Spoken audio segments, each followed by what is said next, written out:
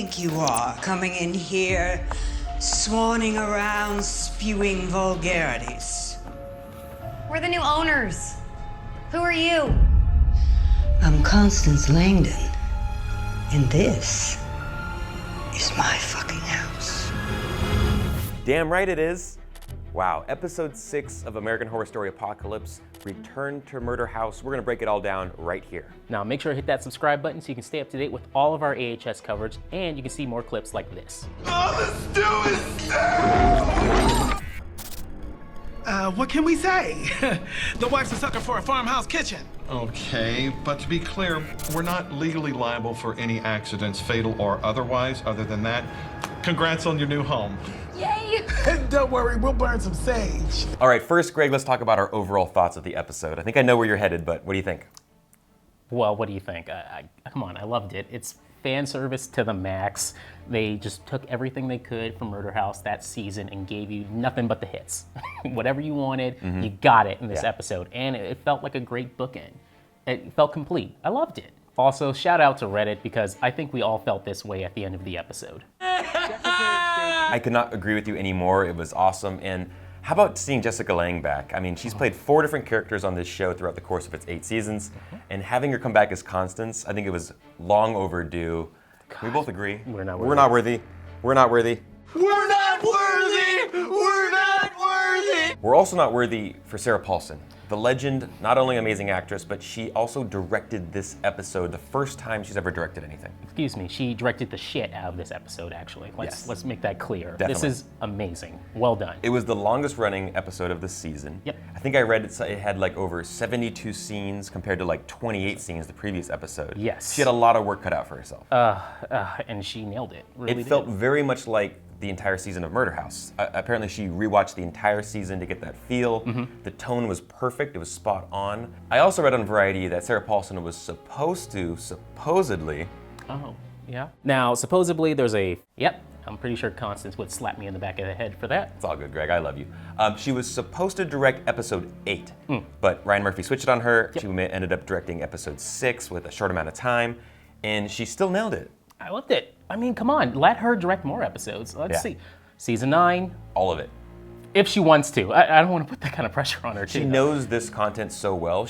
Obviously she's in every season, so she knows the tone that they're going for. Like, who better? Give her 8 characters. Yes. All new characters for season 9. But don't let her burn out. Don't burn her out. Okay, some plot bookkeeping here. Madison and Behold, best duo ever. They bought the murder house. Yes. They moved in, and now it's time to talk to some ghost. I loved it. Yeah, exactly. They want to learn some more about Michael Langdon, how this whole monstrosity came about. Yep. It was really cool is that they got like a kind of heads up on, you know what you're buying. There's been 36 total deaths. I like that little detail. 36 total deaths over the years. Yes. Are you sure you want to buy it? We have no responsibility, Not liability. legally, nothing You at are all. screwed if you buy this house, and they still bought it. Which I love the little Easter egg when Behold says, "Just burn some sage." Yes. The reference to Season when 1. Constance gave sage to Vivian Harmon when she first moved in. Obviously, we also know that sage doesn't work. I also quite enjoy the burning of the sage to rid the house of spirits. It didn't work. Of course it didn't work. It's bullshit. Okay, so we find out that Violet won't talk to Tate. Yep, still won't talk. Yep, since the end of season 1. At the same time, Vivian won't talk to Ben. And we find out later it's because Ben was kind of raising Michael Langdon as his own against Vivian's wishes, because Langdon is, the Antichrist. Yeah. Constance, also we find out that she took, according to Moira, she took the coward's way out. Suicide, which we can assume, and then we find out later that she killed herself inside the house. This whole part was really interesting and really cool because we got some background into what happened. And it's quick. It's between Constance to Ms. Mead, Michael Langdon as a baby. We got all those like little flashbacks. I loved it, and also with all that, you find out that really Langdon, he is pure evil. Yes. There's no line about that anymore. There's nothing else in this episode that could lead you any other road to believe that, maybe there's a chance for this guy. Little Miss Moira, If you're going to be an old maid for all eternity, why not be a decent one? Also, what's going down is Constance and Moira, they still don't get along. Big feud. It's Yeah. still happening right now, even though years have passed and Moira could have said something about what was going on Right. actually in that scene. No, she hates her guts. They just get on each other's nerves the entire time, and basically, Constance, in order to tell them about Michael Langdon, she wants to make a deal, get Moira the hell up out of that house in order to just relieve that stress. Man. And Moira is actually all into this idea. She wants to get the hell out. Yes! And we find out that how does it work? You just gotta pick their bones up out of that place and get it out of there. I was surprised by this. I was surprised that all you have to do is move the bones off the property. Makes sense. I can see that. That's it? Yep, that's it. And you're gone. Yep. In the Wow. in the screenplay. If Boom. it's that easy. Get rid of the bones. So, Boom, done. if I was to move in that house, wouldn't I just try to dig up all of the bones and just move them off the property, like into the street, and just be like, oh, Boom. now this house is pretty nice now. All Right? right. Well, it's still over hell, so I don't know. By the way, I would never dig for bones at a house. That sounds horrible. It's like a horrible job. Your neighbors might, call the police a few times on Yeah. you. Yeah. What are all these bodies around here? They're not mine.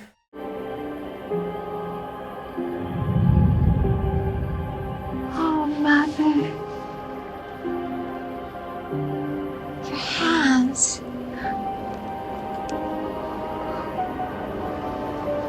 They're as beautiful as I remember. Now, surprisingly, this was a pretty damn touching moment between Moira and her mom, and the whole thing of her getting to be at peace finally. Yes, and I didn't know where they were going with this scene at the very beginning when she's just over the grave, but then I liked it. It was very heartwarming, and especially that final shot at the end where they're holding hands, going through the mist, Yeah. ending. It was really well done. How incredible is Frances Conroy, by the way?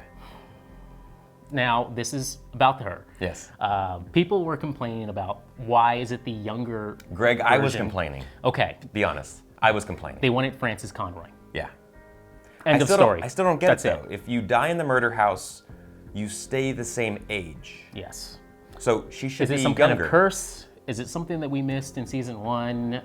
Is The it only a thing I can curse? think about is that The men. certain people see her a different way. Yeah, so the men. the men kind of objectify her, and they see her as the younger Moira. Mm-hmm. But she's kind of an old soul. Yeah. So that's her form. She chooses the form that she is seen as. Yes. Right? Because they can choose to be seen or not seen, and how you see them, I guess. That's it. That's all you need to know about that Okay. character. They're not, listen, I was they wanted- confused. They wanted Conroy back. That's it. She's incredible. Oh, such a beautiful child with such a cheerful disposition. Even when he was committing unspeakable acts. So we get our backstory on Michael Langdon, and now we know how he got his start. Okay, he starts with flies, Yep. works his way up to rodents, and then of course, nannies and priest. All right, The reasonable, ladder of how you'd kill things. become a serial killer. Yeah, got it. He's horrible. And we also learn about kind of like the timeline. A lot of questions were surrounding His age. How the hell did he get this old when we see him in Apocalypse, right? In like the year 2018, 2019, 2020. Like, we finally learned that literally overnight, it's like he just turned a decade older. We called it. I told you they were not going to explain that any other Well, way. we knew that in the womb that he was growing at a rapid rate and he was like eating his twin. Alpha. Yeah, exactly. And now we learned that he actually aged over 10 years in one night. It reminds me of a little Tom Hanks movie.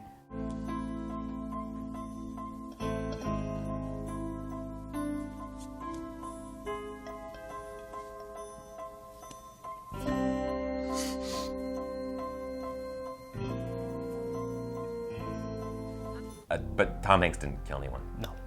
This guy's much worse. Now, there's a lot of debate on Constance Langdon. Is she evil? Is she, I think she's like teetering on the line of it. She's definitely very shady, but she's not Michael Langdon evil. No one's on that We level. see this when she's kind of raising him and she realizes what a damn monster he is. It's like, oh shit. Okay. Even then, she still cleans up his messes. Right, she's covering it up from the police. She's really good at covering it up from the police. Or What is going on in police, LA? I think the police are just really bad. God. Yeah. It's just the rose garden. Loved it. Loved the shots and how she cleans up his messes each and every time. Right. And speaking of Constance and the Roses, we got some confirmation of a fourth child. Yeah, it was always unnamed, and we didn't know if it was, we heard like albino twin of one of the kids. We didn't know who it was. Yeah. And we know it's a little girl, and that according to Ryan Murphy, it is named Rose. Rose. I like that, the rose bushes and Rose. Nice touch. We don't get much backstory, but we at least see, we see little Rose. Scooped out And eyes. What eyes- happened? Yeah, I want to know more. For a second there, I thought that it could have been Mallory for the fourth child, but I'm glad they just decided to not go that way whatsoever. No connection.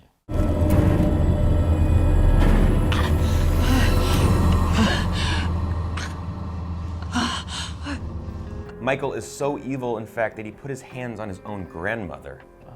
And that when she says, "May I," trying to correct his grammar there, I was like, oh no. I was like, shut up.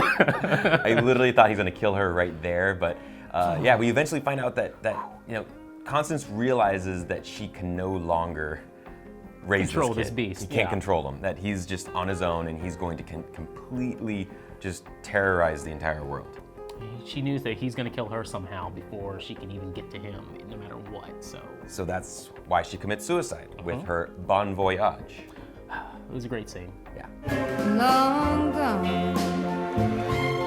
is your grace, and with it all my happiness. So what the hell has Ben Harmon been up to?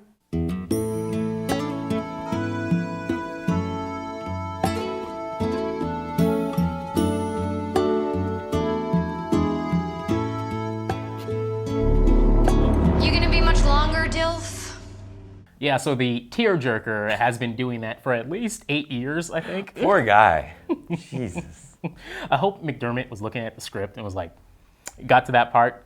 Yeah, I'm back. I got Bring this. me back. So Ben wasn't just tear-jerking the entire time. He also worked with Michael. Yes. As he was kind of his patient and also his raising him like a son. That's some cool backstory. I Yeah. love that. And he actually, he almost turned him. And then Tate showed up. And then Tate showed up, and Tate had to just trash him, just Stomp on it. show him no love. I was kind of surprised by Tate's reaction to him. At the same time, I think it's the Antichrist, so you can't just say that one little thing that Tate did really changed his Right. entire It was life. already, Like, it was always inside of him. no matter what, Michael was always going to go down this road. It didn't matter. And- Tate could have warmed it, just Right. gave him a hug and said, "Come on, son. Listen." Ben Michael Ben even said that. He Yeah. said, no matter what I did, you're gonna end up as horrible can't as you. control it, just like the rodents, the flies, and the priest and Nanny. He's gonna do it no matter what. He can't control himself, apparently. Yeah. So young Kylo / Michael Langdon, he fully embraces the dark side now. Apparently. Now he's got the rubber suit too. Yep. Takes his dad's suit, good old suit, and causes some real dark shit to go down immediately right after that. Now, the crazy thing here is not only does he murder people, but he can also, with his powers as the Antichrist, he can Take their souls. He take can, make. They put a really good words. Basically, make as if they never existed. yes. Just like incinerate the souls from the murder house as well. And He's like that's- next level. That's power. not good for the witches. Then when we go back to the apocalypse, they're really showing us here that it's going to take a lot to bring him down. I don't think we've seen anything, any entity as strong as him. No.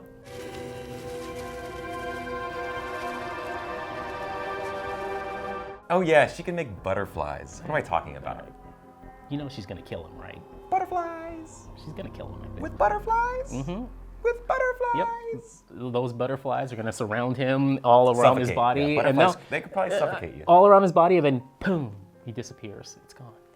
I'll watch. Speaking of the Antichrist, we get a lot of passages from the Book of Revelations in this episode. Yeah, from Vivian Harmon, as well as from the devil worshippers that we see, the Church of Satan. Yes, with Mead, this is how we get our connection to Mead now. Yes, Ms. Mead comes into the picture, and she's one of the cardinals. Uh-huh. Now, Anton LaVey is actually based on a real person, the Black Pope of the Church of Satan, that was founded in the 1960s, and he actually died in 1997. Okay. The Church of Satan did not like this episode of American Horror Story. Boy, they were pissed. Yeah, so apparently I guess you don't actually have a sacrifice for someone. Yeah, they don't do like that. that. They don't pull out hearts. No, this whole heart thing. Yeah, that doesn't happen. Apparently, they don't even actually worship Satan. It's all like made up stuff. It's like a club that, I don't know. Okay. Now, in addition to Anton and Ms. Mead, we also get Pepper. Pepper's back, Naomi Grossman. If you gotta look close because you're like, wait, that's not Pepper, but the second she walked on screen, I was like, wait, she looks super familiar. And then Ryan Murphy quickly tweeted out, boom, it's Pepper. Awesome. Welcome back, Naomi. Let's talk about the Black Mass. The second they said Black Mass, I'm like, something fucked up is about to happen. It Great. was a poor innocent girl at a bus stop. Ms. Mead picks her up, and they bring her as a sacrifice into the murder house. And they don't kill her immediately. They just cut her open and take out her beating heart. Yes, the Kali Ma crap. Yeah, that whole thing. Yeah, and then what happens? They give it to Michael. Michael's hungry. Yeah. Hey. And you know what? This show has a lot of cannibalism. All this do is stew! You're welcome. I must say, I loved Kathy Bates during this whole part. She reminded me totally of Annie Wilkes in Misery, her iconic role, the way that she picked up the innocent girl and then just so evil. And then the girl, she's found out last second. She was like, oh, the upside down cross. Yeah. All right, This is not a good ride. Hey, you open Get that door. out of that lift. You just Get out of that Uber. jump and roll. Just jump and roll. Get out. Get the hell out of there. So right after the human sacrifice and dinner, yes, we get that great shot of Big Daddy Satan right behind Michael Langdon. I love that shot. It was awesome. He's speaking to Dad now. This is his first time. We saw it earlier in the season where he's talking to his dad. Yeah. And now we have another scene where it confirms that he knows his powers. He knows his true self. That he is the Antichrist. And I think it's also been confirmed throughout the episode that the evil of the house is what has fueled his birth. For Tate it's not too. just it's not just Tate and Vivian that kind of birthed him. That his dad is literally Satan himself, and that the house is like a portal to hell. Now, at one point, Vivian tried to kill Michael. She realized how evil he was. Hey, and she was doesn't smart. succeed. She sees the little 666 burn into the back of his ear. Sick tattoo, Michael. And she tries to kill him, but he lights her on fire. Yep. But then we get a Tate redemption, so he saves her last second. I'm not here for the Tate redemption story. This is not. He has no redeeming qualities. Yes, that is true. He's a horrible person. They're gonna have to do it. They had to. They're gonna do a little retcon with his character. They had to figure out a way to have that scene at the end with him and Violet. They had to. So you're referring to when Madison kind of tells it was the house. The spell, does the truth spell and lets Violet know that it was the house that was controlling Tate and kind of fueling all this evil within him, and that he's actually a good-natured person inside. Yeah. I don't know if I believe that. I'm okay with that. You saved my mom. I'm so sorry for everything. I know. So Tate and Violet are back together. Oh. But do we really want anyone having sex in the murder house anymore? I don't know how this works for conception with two ghosts, but use some protection just in case. Use protection, guys. And as they're leaving, we hear the police, spirits in a material world, the perfect way to end this episode. Great bookend for this episode from beginning to end, also with the little flick of the wrist from Madison to close the gates. Like, it felt complete.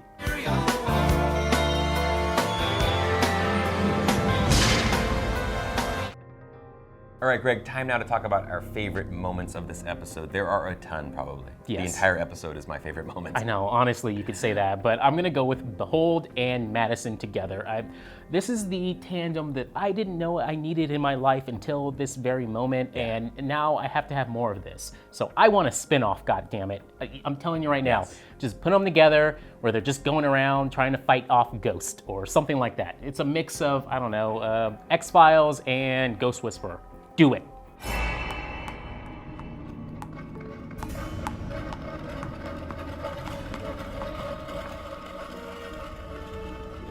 And also shout out to Billy Porter because he was the perfect choice to go into that house in this episode. And with that said, he's on a roll this year too with Pose. And I can just say, like, you know what?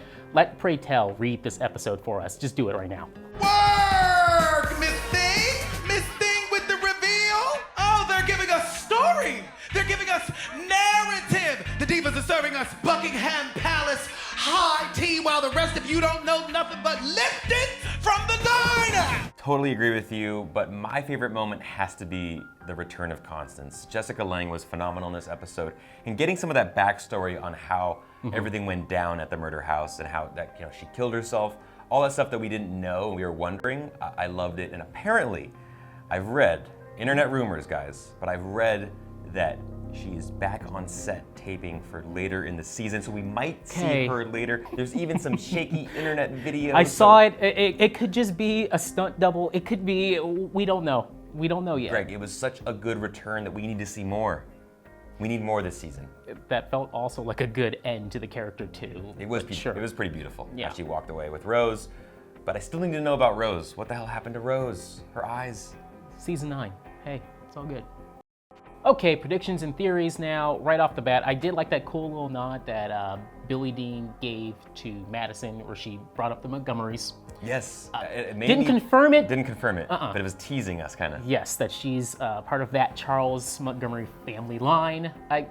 We've always said that from the beginning that this is probably where they're going, but they haven't confirmed it yet. We'll see if they come back to that. You don't just give them similar last names, the same last names for any reason. No. There has to be some connection there. I've known a few Montgomerys in my time, but it's not every day that I see a witch.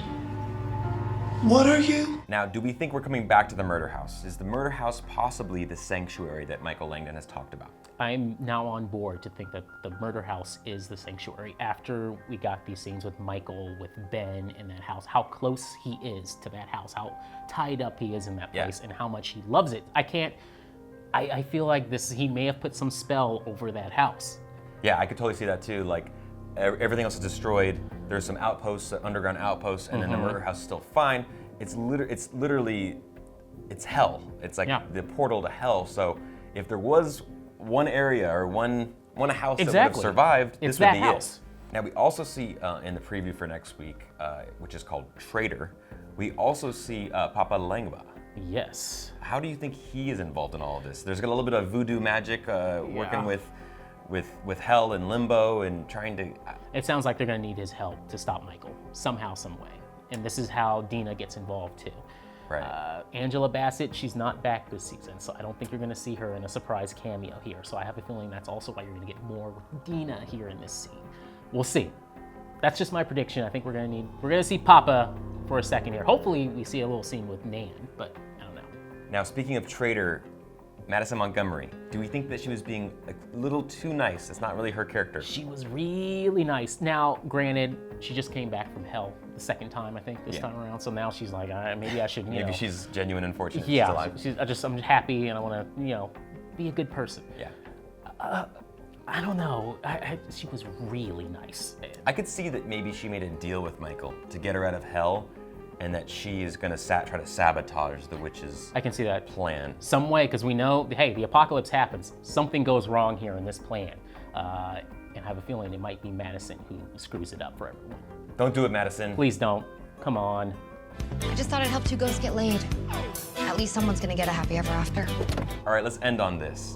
How do the Coven Witches stop Michael Langdon? How will he be destroyed? I have no idea at this point, because he can do it all. So it's gonna have to do something with Mallory. I think Mallory is key, I agree. You need a Christ-like figure to come after him. And she's extremely powerful, hopefully, that she can overcome the evil inside of him. Butterflies. Or she just uses butterflies. All right, guys, that'll do it for us this week. Let us know in the comments below how you think the Coven will stop Michael Langdon. Also, send us any questions, predictions, theories. We'd love to hear them because we have just as many questions as you guys do. And we'll be back next week. Yes. Episode 7. Traitor. See you guys next time. Bye-bye.